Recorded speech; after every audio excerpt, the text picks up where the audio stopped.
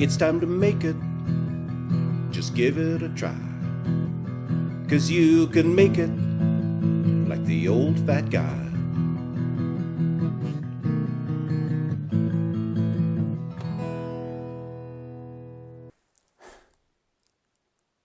Welcome to today's show of You Can Make It with David Farrell, the old fat guy. That's me.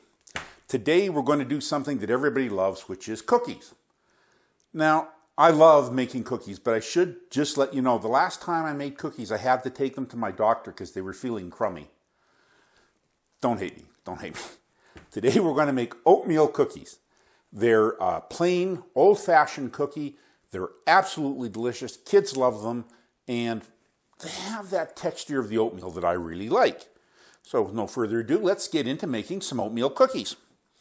What we have here is a stand mixer. Now you can do all this by hand, but you really have to work at it, especially creaming the butter. So if you don't have a stand mixer, get a spoon out and just crank her by hand.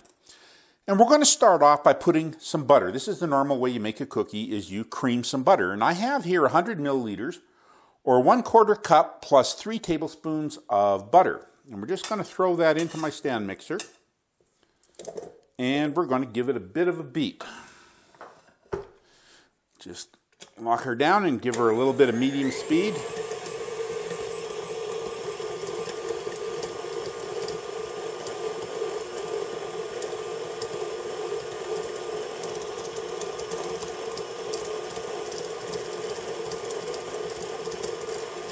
So I've just given it 15 or 20 seconds and it started to spread out around the side of the bowl. So we're going to shut her down and we're going to scrape the butter off the side of the bowl.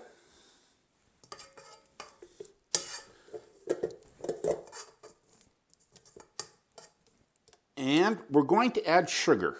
Sugar and butter cream together well, so that's the next step. And what we're going to do is we're going to add 60 milliliters of white sugar. And we're going to add 100 milliliters, which is 1/4 cup plus 3 tablespoons of brown sugar. So that was 60 milliliters, or a little over 1/4 cup of white sugar, and 100 milliliters, or 1/4 cup plus 3 tablespoons of brown sugar. And we'll just put that in, and we'll start off a little slowly so we don't push it up until it starts to blend together.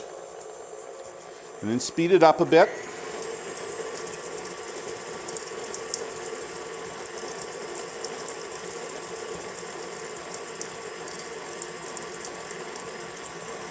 Okay, and then we're going to shut it down. And you'll see the butter tends to clump on the beater, so just push that off. And scrape around the bowl, and we'll give it another beat until it's all combined.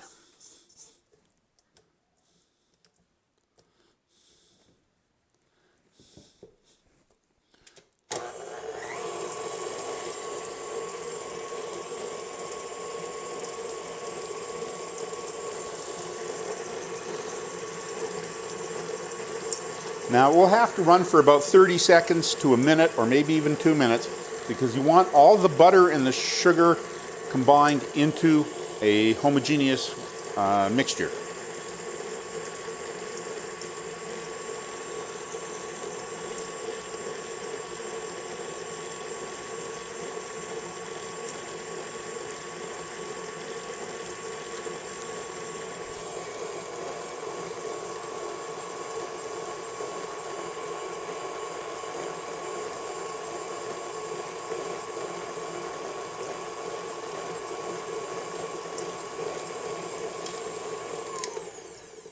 So you can see that it's all mixed together now.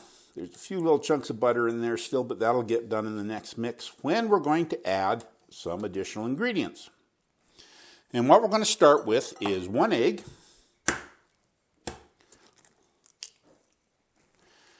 and 15 milliliters or 1 tablespoon of milk, and 4 milliliters or 3/4 of a teaspoon of vanilla. Of course, it's critical that you're precise. And we're going to give it another beat.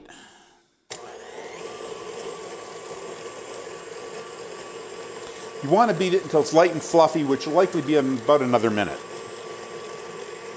Okay, this has been mixing for about a minute, and we're just going to shut it down. Now we want to mix all the dry ingredients together to add to that.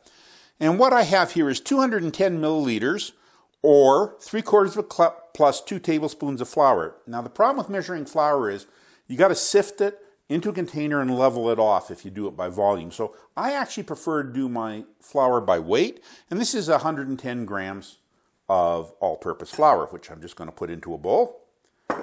And then we're going to add 3 milliliters of baking powder, 2 milliliters of baking soda, 3 milliliters of salt, and 1 milliliter of cinnamon. So that's a half a teaspoon of baking powder, 1/3 of a teaspoon of baking soda, a half a teaspoon of salt, and a 1/4 teaspoon of cinnamon.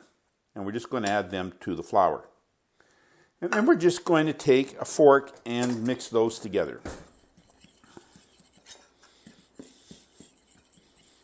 The only reason you mix them together is to make sure the spices and the baking powder get evenly distributed through the batter.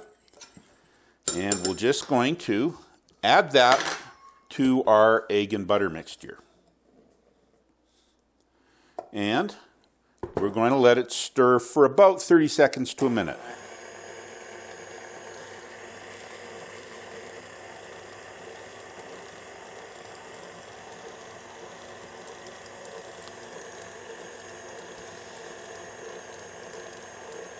Okay, that was only about 20 seconds. It's starting to make a batter, and that's what you want it to look like. So we just want to scrape the bowl.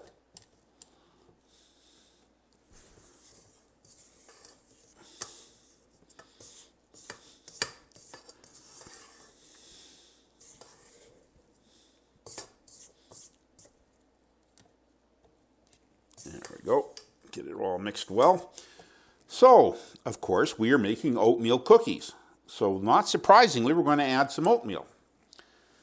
So what I have here is 180 milliliters, or a little over 3/4 of a cup of rolled oats. And I like a few nuts in my cookie, so I have 120 milliliters, or about half a cup of chopped nuts. You can use any kind of nuts you like. Walnuts, pecans, even almonds are good in it. I've chosen chopped walnuts, so we'll add that to it. And we're just going to give it a bit of a stir to get those combined.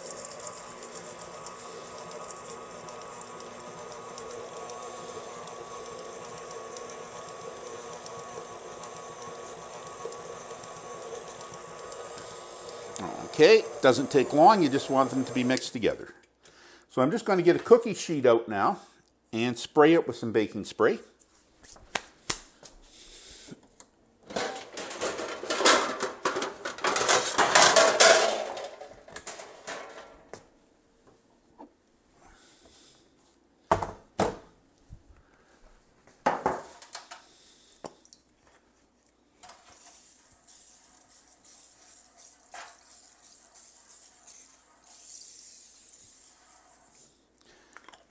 We're going to put the cookies on it in what they call rounded teaspoonfuls, a couple of inches apart. Now, the whole secret of making cookies, in my opinion, is not to make great, big, huge cookies. I don't think they give as good a texture, and I don't think they taste as good. But if you want to make them bigger, then do them in 2 teaspoon balls, and they'll be bigger. But I'm going to do mine in 1 teaspoon, and we're going to bake them in a 350-degree oven that I preheated earlier. So I'll just get that out of there, and we'll get myself a spoon, and we're going to start putting the cookies on. You want about the size of a large marble. And you, like I say, put them a couple inches apart because they're going to spread. And I'll just continue doing this until I get all the cookies on my baking sheets.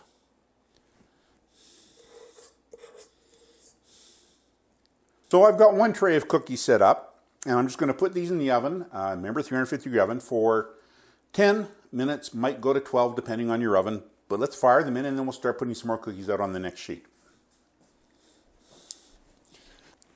So the cookies took about 11 minutes to cook, and you bring them out of the oven and you want to let them sit and cool for about 5 minutes. You'll see how these are a bit more set up than the ones I've taken out a bit later. And after about 5 minutes, they're a lot easier to take off the pan. Just get a nice flipper and put them over on a plate. And you got a nice plate of cookies for cookies and milk and whatever. Now you'll notice how around the edges they're brown. That's how you can tell when they're done. You want that nice golden brown all around the edges. Sadly, at this point, I gotta sacrifice myself for my viewers and try one. So let's give her a taste. See how nice and golden they are on the bottom?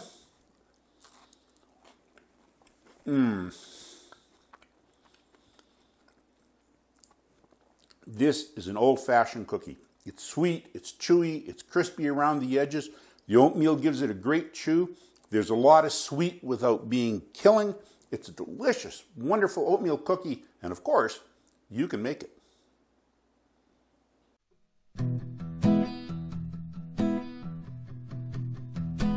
I have a good woman, I ain't good looking, but I do some cooking, I'm the old fat guy.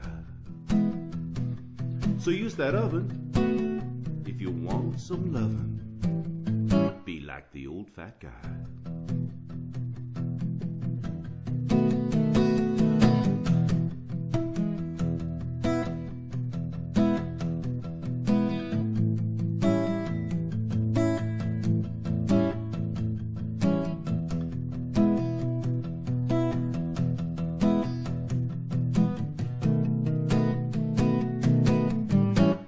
Be like the old fat guy.